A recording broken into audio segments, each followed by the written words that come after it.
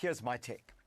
This week, the Trump administration explicitly announced its intention to work toward a new bipolar world of technology, carved up between the United States and China.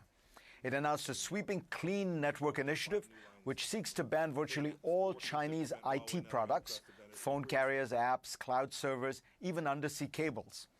Then Trump issued executive orders officially banning the Chinese video app TikTok and the messaging app WeChat from operating in the U.S. unless they are sold by mid-September.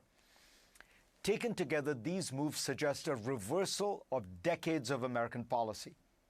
Instead of favoring a global internet of open systems, open architecture, and open communications, the U.S. now envisions a restricted internet that is cordoned off by governments, with political considerations dominating economic or technological ones.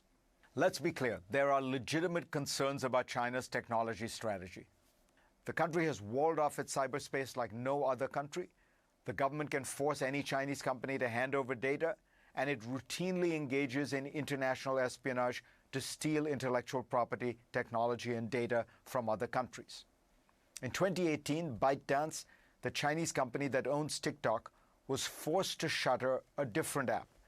The young tech-savvy CEO, Zhang Yimin, published a letter of self-criticism that read like a confession at a Stalinist show trial.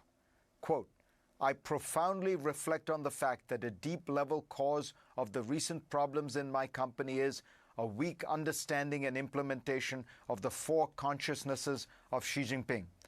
All along, we have placed excessive emphasis on the role of technology, and we have not acknowledged that technology must be led by the socialist core value system," unquote. Yet, fears about TikTok do seem overblown. The user data on it, names, email addresses, phone numbers, location data, are easy to get through other mechanisms. Other apps collect the same information and sell it to anyone who's willing to pay. Meanwhile, the fear that the Chinese Communist Party could spread its values through TikTok videos is silly. Does anyone believe that Soviet propaganda films from the 1950s and 60s brainwashed Americans?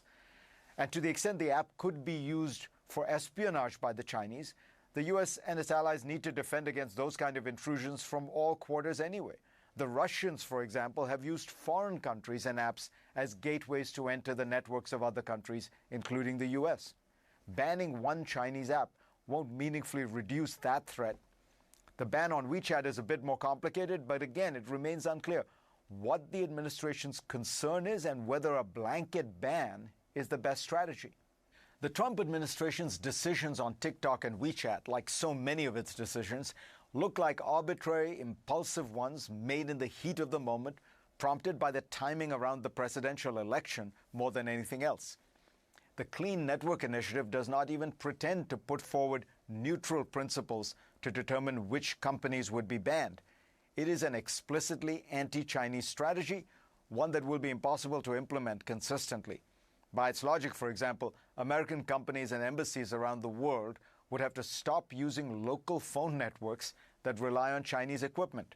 Since dozens of countries, many in Africa and Asia, use Huawei, how are Americans supposed to communicate without the phone system? Carrier pigeons?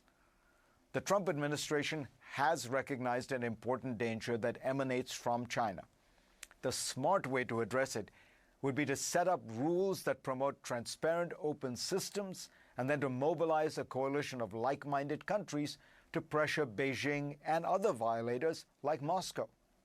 Eric Schmidt, who used to run Google, told me, America benefits enormously from having a large, open global economy, especially in the technology space. It means greater integration, faster transactions, more innovation. If all this starts eroding, we will face unknown and potentially huge consequences. Already we can see that the United States' new approach has had an effect. Countries around the world, from Britain to India, are now embracing the idea of internet sovereignty. Local companies, of course, use this concept to try to maintain their dominance and squash competition. So Facebook raises alarms about TikTok, which has become a fierce competitor. Expect more such petitions to Washington in the future. The United States government is now comfortable slapping tariffs on foreign products using bogus national security justifications, selecting companies for special favors, often granted personally by the president, and exercising intrusive control over the internet. Instead of the Chinese adopting the American model, America is adopting the Chinese model. Go to CNN.